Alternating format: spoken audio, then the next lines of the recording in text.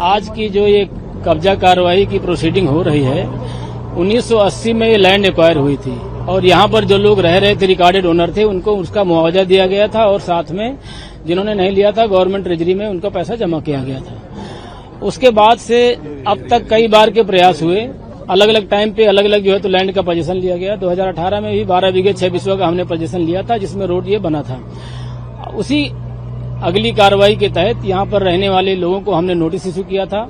उस नोटिस के अगेंस्ट में यहाँ के लोग हाईकोर्ट गए थे। माननीय हाईकोर्ट के आदेश के तहत हम लोगों ने यहाँ के जितने भी लोग रह रहे थे सबसे क्लेम्स एंड ऑब्जेक्शंस मांगे।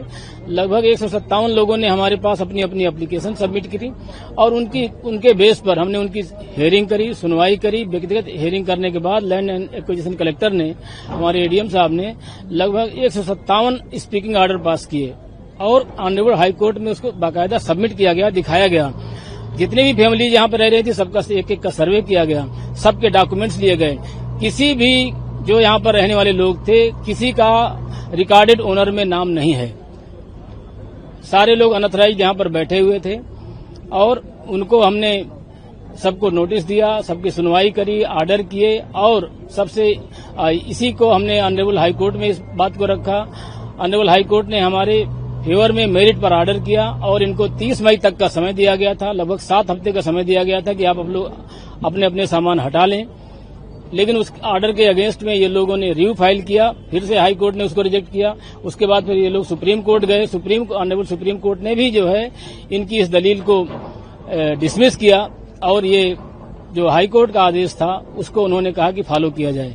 उसी आदेश को फॉलो कराने के लिए, और क्योंकि मास्टर प्लान में ये रोड 30 मीटर चौड़ा है, दोनों तरफ रोड चौड़ा है, लेकिन यहीं पर रोड सकरा हो जाता है, जिसकी वजह से एम्बुलेंस क्रिटिकल टाइम पे दिक्कत होती है। मानसून में जल भराव की समस्या हो जाती है, फायर टेंडर से गुजरने के टाइम पे दिक्कत होती है, जाम की समस्या होती है। बहुत सारी जो है तो अनहोनी घटनाएं इस तरीके से अब तक देखी गई हैं।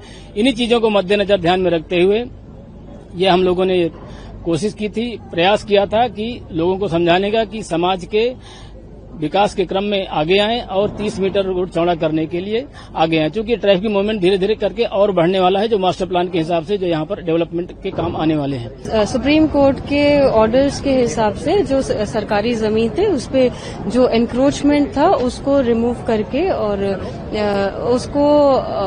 उसके लिए यहाँ पे अरेंजमेंट लगाया गया है, और जिसमें दिल्ली पुलिस की तरफ से दिल्ली पुलिस की फोर्स है, साथ ही साथ आरएएफ, सीआरपीएफ, बीएसएफ की जो 10 कंपनी तैनात हैं और ड्रोन से सर्विलेंस किया जा रहा है, वीडियोग्राफी भी करी जा रही है और सोशल मीडिया की मॉनिटरिंग चल रही है। तब बाकी टेक्नोलॉजिकल इनपुट्स की मदद से जो हमारे पास एडवांस्ड कम्युनिकेशन इक्विपमेंट्स है उनकी वैन भी लगाई गई है।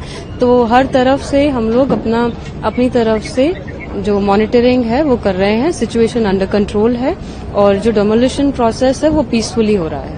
मैडम, कितने बजे तक डेमोलिशन प्रोसेस खत्म कर दिया जाएगा? एक्सपेक्टेडली टारगेट ये रखा गया है कि इसको शाम को 6 बजे तक हम लोग कंप्लीट कर लें। मैडम, जो लोग जिनके मकान टूटे हैं क्या वो भी विरोध कर रहे हैं? नहीं, हमें जब से सुबह से हमने अपना डेमोलिशन प्रोग्राम जो चल रहा है उसमें अपना जो फोर्स का असिस्टेंस दिया है, तब से ये देखने को मिला है कि कोई मेजर रेजिस्टेंस दिल्ली पुलिस को फेस नहीं हुआ है।